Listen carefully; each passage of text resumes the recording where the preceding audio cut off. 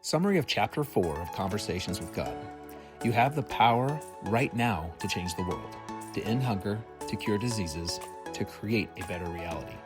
But powerful institutions, including governments and the medical profession, resist these changes because they threaten the structures they depend on. Western doctors dismiss the healing power of Eastern medicine not because it is ineffective, but because acknowledging it would shake the foundation of modern medical institutions. The truth is, life is not something we passively discover. It is something we actively create. These are the truths listed in Chapter 4. You are created in the image of God. This means you hold the same creative power that God does. Number 2, God is the creator. As a divine being, you share in this ability to bring new realities into existence. Number 3, you are a 3-part being: mind, body, and spirit, or superconscious, conscious, and subconscious, all work together as a unified force of creation, also known as the Trinity: the Father, the Son, and the Holy Spirit. Number 4, creation moves through these 3 aspects of your being. You create at 3 levels using thought, word, and deed. These are the tools that shape reality. Number 5, all creation follows a process. It begins with thought, which then moves into spoken word, and finally, action brings it into the physical world.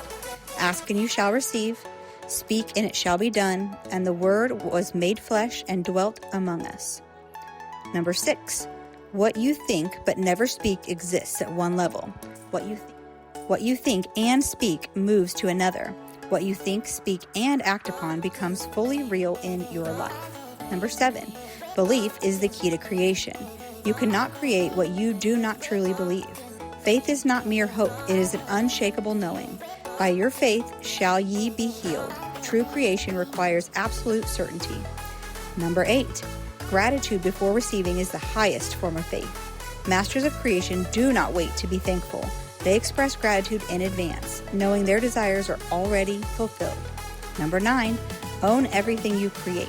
To reject any part of your reality is to reject yourself. Whatever appears in your life, claim it, bless it, and be thankful for it. Do not condemn it, for condemnation is self-rejection. Number 10, if you do not like what you have created, choose again. You are never stuck. You can think a new thought, speak a new word, and take a new action. This is how you create a new reality, and as you do, the world will follow. Some people live in wakefulness, fully aware that they are creators. Others are sleepwalking, unaware of their own power. But no matter what, every single person is creating their reality in every moment. If you want to take control of your life, you must first become crystal clear about what you desire. Focus on what you want to be, do, and have. Remove all doubt, fear, and negativity from your life. Discipline yourself to hold on to your original creative thought, because the universe responds to I am like a genie granting wishes. All right, so this chapter kind of takes me to an interesting place, and I think when we originally read it and a lot of our conversations that we've had specific to, my long career in healthcare, or what I sadly call sick care these days, and waking up within the last decade or so to the fact that, while I know everybody in this industry, myself included, believes that we're out helping people and saving lives and doing great things, in a way we're also, I think we're contributing to a greater problem in society, which is ultimately standing up a lot of these institutions that are feeding bad habits, building into a system where we eat poorly, we treat our bodies poorly, and then on the back end we expect some health plan, drug manufacturer, whomever to come and save us, and they take advantage of those things on the back end as well. So I am a firm believer in everything this chapter says, while at the same time, it calls into question, what I do for a living. So it's kind of a struggle, because I do want to help people, and I believe I am in some way, but I believe I'm not in many others. Yeah, well, and I definitely, it even says in this chapter not to be pessimistic, right? So it's like just living your life and not focusing on the negative things. And, we call these people that are following the masses, whatever organization that is, drifters. And it's like, don't be a drifter. That is the thing, is like whenever you are following the masses, you are creating more of a problem in society. Whenever you learn to think for yourself and learn to really think from your authentic truth, that is when you will create the life that you want. And I believe, there's a lot of really great things in this chapter. It is so far one of my favorite ones that we've done, because it reminds us too, to have that gratitude and be thinking from the wish fulfilled, like we've talked a little bit about. And whenever you can have gratitude for that and not focus on some of the negative institutionalized things, that's when you will be happier, because fortunately / unfortunately, this is the state of our society. And our vegetables are not grown with as much nutrients as they used to be in other countries. Besides the United States, they have other things that are not even allowed inside of their food, that in this country it's put into almost everything. And so, high fructose corn syrup being one of them, it is literally not even legal in other countries to have it in your food. So why do we have it here?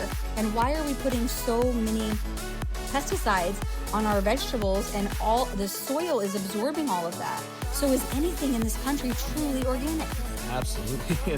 And it's really, I can look at that from multiple angles. So one of the things I wanted to hit on was the fact that, we are created in God's image. Our bodies are fully capable of taking care of itself. If given the appropriate minerals and nutrients, we have it within us. And I think carrying forward the right mindset in life, we can certainly heal ourselves in a lot of ways. We can take care of ourselves and live very long and fruitful lives.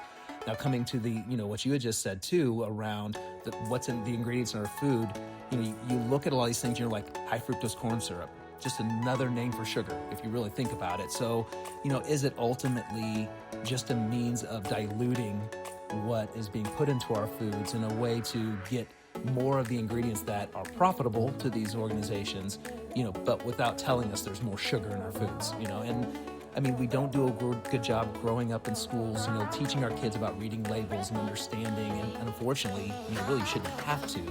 But, we're in kind of this state where you really do.